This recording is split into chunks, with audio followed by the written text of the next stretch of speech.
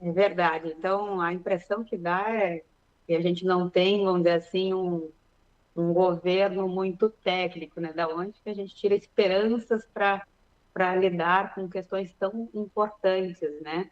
E o que que a gente vê de movimento aqui? Então, lá, o Trump fazendo, vamos dizer assim, várias medidas já sendo anunciadas para ele proteger a economia, tornar os Estados Unidos forte de novo, né? Grandes novamente, toda essa campanha que ele fez em cima disso e agora colocando em prática as ações. Olhando para o lado assim, de um país, ele está fazendo o que um presidente deve fazer, é defender o seu país, né? E concordo, a gente pode concordar, pode não concordar, É. mas o fato é que está aí, está posto, né?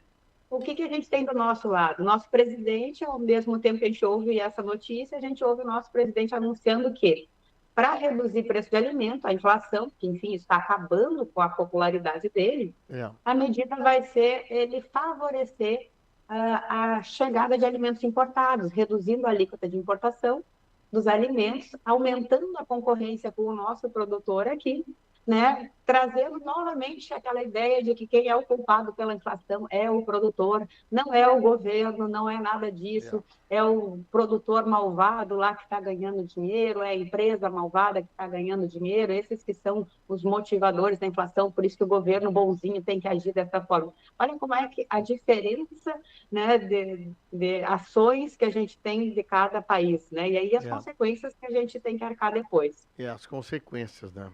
É, e a questão toda tributária, tu isentar um produto de imposto numa importação é uma coisa, para chegar o produto mais barato, mas agora o produto, vamos imaginar que importe café do Vietnã. Chegou o café no Vietnã, no porto brasileiro, tu tem uma cadeia de tributação, que é isso, o assunto que a gente está debatendo. Bom, o produto tá no Porto Santos, agora vai vender para o Rio Grande do Sul vai vender aqui em Camaquã, para Dom Feliciano, e aí tem uma cadeia de tributos a partir desse produto que está sendo importado. E é isso, essa reforma tributária, essa saculejada que está acontecendo, é isso, né? É, É a, a, isso. a ideia inicial é tentar não tributar duas vezes o mesmo produto, é achar um jeito, como é que se paga o imposto, se o imposto não é cobrado em cada uma dos processos, que é o playmaking que vai ser feito no final, como vai acontecer, né? Então, bem lembrado, a gente tem uma cadeia onde assim a tributação não acontece em um momento apenas, acontece em vários, e isso o nosso produtor aqui também experimenta. Então, vamos pegar aí a questão dos alimentos, preço dos alimentos. Antes de sair da propriedade, já está ali tributando com ICMS, com IPI, aquele produto. Após sair da propriedade, já tem o PIS e COFINS, já tem ICMS de transporte, Bah. né? Já tem imposto também envolvido ali na energia. Depois que está no mercado, ali na gôndola do mercado, mais ICMS, mais outros tributos que incidem sobre a operação em cima. Então, vamos botar aí um custo entre 25% e 40% do preço final dos alimentos está na cadeia tributária. É. E o que tu está fazendo aqui quando tu anuncia que tu vai zerar o imposto de importação? Tu está favorecendo a entrada desses produtos que vão ainda ter tributação, como tu bem lembrou, É. né, em outras etapas, não é apenas um imposto que incide, mas tu tá, vamos dizer assim, mantendo toda a carga tributária do teu produtor aqui interno, que é quem é o brasileiro que produz, tá mantendo essa carga e tá dizendo para ele, olha, apesar de tu ter perdido safras em razão de eventos climáticos, apesar de tu ter aí uma carga que varia de 25% a 40% no preço final que chega lá para o consumidor, em razão do governo tributando, apesar de todos os fatores incidentes, apesar do preço ser tabelado mundialmente, muitas vezes commodities não têm muita margem para variação de preço. Apesar de tudo isso, eu estou trazendo mais concorrência para É. você e querendo aumentar minha popularidade aqui, porque isso vai forçar que esse preço baixe. É. Então, uma É. medida absolutamente populista, né, e longe de qualquer real solução para o problema que a gente tem. Deixa eu te perguntar uma coisa. Agora eu tava dando uma olhada no Estadão, saiu uma notícia agora desagradável. O IPCA teve alta de 1,31%, a maior alta desde 2003. Eu estou falando há 22 anos atrás, a maior alta do IPCA está acontecendo no fevereiro. Por exemplo, na questão de compra e venda, muitas vezes, dependendo da contabilidade que eu tenho, se for no lucro real, por exemplo, eu tenho crédito sobre compra de produtos e tenho débito quando eu vendo no produto. A evolução de uma inflação sobre o produto, por exemplo, comprei por 10, estou vendendo por 12. Mas a inflação fez com que eu, em vez de vender por 12, venda por 13, por 14. O crédito eu mantenho nos 10.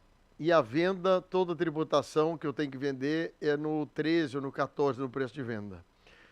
Esse desencaixe inflacionário sobre créditos e pagamentos, isso é uma outra questão também tributariamente complicada na empresa, né? Isso tu lembra bem, agora também vou trazer um outro exemplo, Fábio. Quando a gente tem alguma dívida com a Receita, a gente ficou assim, no entendimento da Receita está devendo, Isso. a correção sobre isso é com a Selic. A Selic hoje está aí, vamos botar aí 13, 14%, enfim, tá nessa faixa. E quando a gente tem de volta o dinheiro que a gente pagou a mais para o governo, sabe que o índice de correção daí utilizado é o IPCA. Ah, Olha, como é a história do tributária brasileira. Então, além do teu exemplo, mais este exemplo, então, né, e sempre puxando para o lado de o governo ficar com mais pagamentos. E que bom que tu puxou esse assunto, porque eu acho que o split payment entra bem nesse ponto aqui, porque tem uma questão de tempo agora que a gente é. vai ter que aprender a fazer comércio novamente. É. É, sabe que tem uma questão da tributário que as pessoas, assim, o exercício de tributar. Nós falamos outra vez nos códigos de produto. Por exemplo, eu sou fabricante de um determinado produto. Como eu coloco ele no KINAI? Como é que ele está inserido no KINAI? No KINAI, se tu olhar na tabela do KINAI que tem 500 produtos, se tu botar num outro código do KINAI e for aceito pela Receita, tu paga às vezes a metade do preço do tributo ou o dobro do tributo. A questão muito complicada, doutor Luciano, é que há muitos anos houve uma intenção das empresas, assim, até por facilitação, a ida das empresas para a questão tributária do simples. Que muitas vezes tu não tem esse exercício contábil de crédito e débito muito claro. Como essas empresas poderiam trabalhar nisso para tentar melhorar essa questão tributária aí? A gente tem a questão do ICM, né, a É, nomenclatura comum do Mercosul, tu vai ali classificar o teu produto e conforme a tua classificação vai ser, vamos dizer assim, o desencadeamento tributário da regra tributária que vai incidir sobre sim. aquilo ali. E aí vai muito do entendimento, o que é exatamente aquele produto, né? A gente já trouxe ali, tem esse exemplo clássico do sonho de valsa aí, só para ilustrar do que a gente está realmente É, falando aqui. E isso vai para todos os itens, todas as mercadorias, e a gente precisa, vamos dizer assim, ter muita clareza sobre o que é aquele produto, que tipo de insumo ele é, se é a essencialidade ou não dele. Então, tem toda uma discussão sobre isso. Por isso que quando a gente passa por uma análise aprofundada do que realmente está na escrituração fiscal e as regras tributárias que estão incidindo ali, e como que a empresa está recolhendo ou não tributos sobre aquilo, passa lá no início como é que está entrando aquele pois é. produto lá no teu sistema. E isso muitas vezes não tem a atenção devida da empresa no sentido que eu recebo do fornecedor, já tenho uma indicação ali na nota fiscal do qual é o código que eu vou usar, eu simplesmente boto o pessoal ali receber esse produto, cadastrar com o mesmo código e segue a vida ali, É, né, com aquilo mesmo. mas Se aquele código não é o melhor, não é o correto, ele pode estar tributando a mais, e isso está acontecendo há bastante tempo. A legislação em cima daquele produto pode ter sido alterada, essa é, alteração pode ter sido por um período e não por um longo período. São os detalhes, é, e é aí que a gente é, entra na complexidade tributária. e aí entra a importância do estudo, do aprofundamento que vocês, advogados tributaristas, se inserem na questão de tentar identificar esse detalhe, essa vírgula, que no final de um ano tu paga muito mais ou paga muito menos de acordo com uma indicação.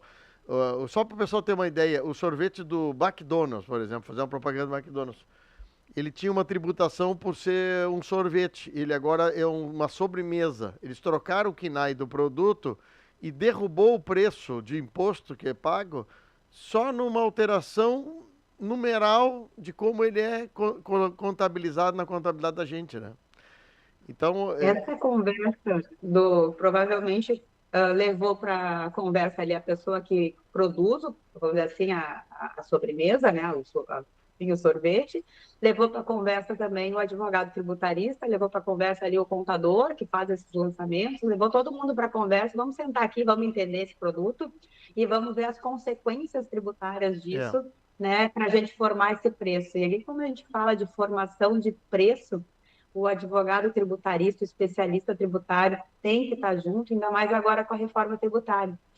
Aí vou pegar um gancho para a gente falar de split payment. O que quer dizer isso? é. Vai mudar, Fábio. Olha, imagina que hoje você tem ali um cafezinho que custa aí seus R$ 5, vamos botar de exemplo, né? E você está fazendo a operação ali, a pessoa vai te pagar por, sei lá, Pix, cartão, enfim, como quiser Sim. pagar, tu vai lançar isso na tua explicação fiscal e daqui a X tempo, às vezes chega a 50 dias, né? Tu vai ter o lançamento tributário, vai fazer o recolhimento do imposto devido sobre aquela operação. Esse intervalo aí de tempo, as empresas, há décadas, assim, 60, 70 anos, É. antes eram os livros, né, escrituração por livro mesmo, agora os livros são digitais, mas a lógica é a mesma. O que vai mudar? No momento que tu pagou pelo café, o governo, o Banco Central já recolhe 1,50, equivalente a mais ou menos 30%, vai ficar o IVA, né, Hum, 28%, ele já vai direto para uma carteira digital, vamos chamar assim, esse dinheiro. Então, já sai recolhido o imposto. Não tem outra forma, vamos dizer assim. E depois tu só vai fazer os procedimentos administrativos sobre isso, as obrigações acessórias, mas o recolhimento vai ser automático. Isso hum. vai mudar o fluxo de caixa, isso vai mudar a forma de tu formar estoque, isso vai mudar absolutamente a forma de fazer negócios e comércio, E o split, né? payment funciona a partir de quando? Quando define isso? Já vai começar a partir do ano que vem, né, a ser implementado. A gente já, se você visse a forma como eles discutiram, não houve discussão sobre isso no nosso Congresso. Na hora de aprovar isso, Arthur Lira era na época o presidente lá da Câmara, ele simplesmente em 3 minutos esse assunto foi É, votado e aprovado. eu É fiz, assim que eu fiz uma pergunta aqui no Google para entender quais países que já têm implementado split payment. Itália, República Tcheca já funciona isso há alguns anos. Ou seja, a doutora Luciana está dizendo o seguinte: tu pagou o cafezinho, o cara, a empresa, ou a cafeteria, já recebe o valor deduzido do imposto.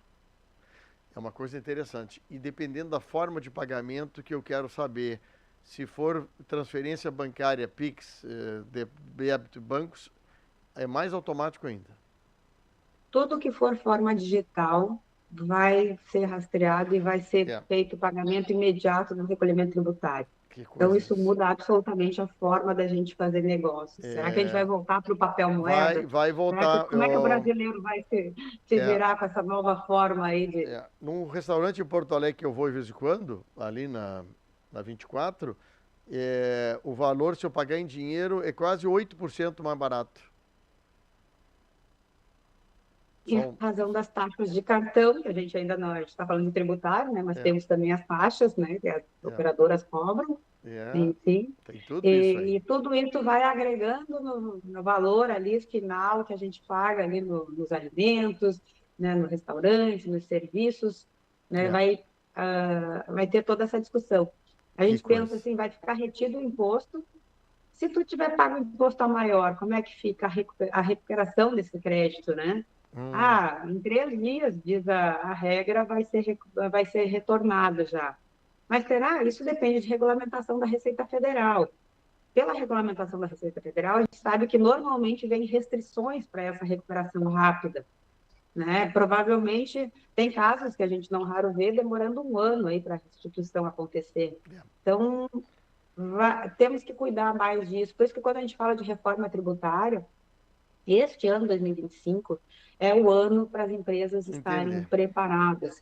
O que vai mudar ano que vem? Vai mudar a forma de fazer negócio, ah, vou botar um exemplo aqui, empresas de construção civil que fazem contratos de longo prazo, 120 meses, por exemplo. Como é que vai ficar o impacto da forma de tributar nova? Como é que vai ficar o pagamento disso com essa retenção do split payment? Quem é que vai recolher isso? De Ah, quem? É o comprador? É a construtora? Ela é, previu isso no seu custo? eu estou arrepiado com isso. Doutora Luciana Pereira da Costa, representante da Tax Group, batendo esse papo super interessante. Nós estamos trazendo pílulas aqui para o pessoal, para vocês entenderem o que vem por aí. Amiga, muito obrigado pelo carinho. Baita trabalho para ti aí, tá?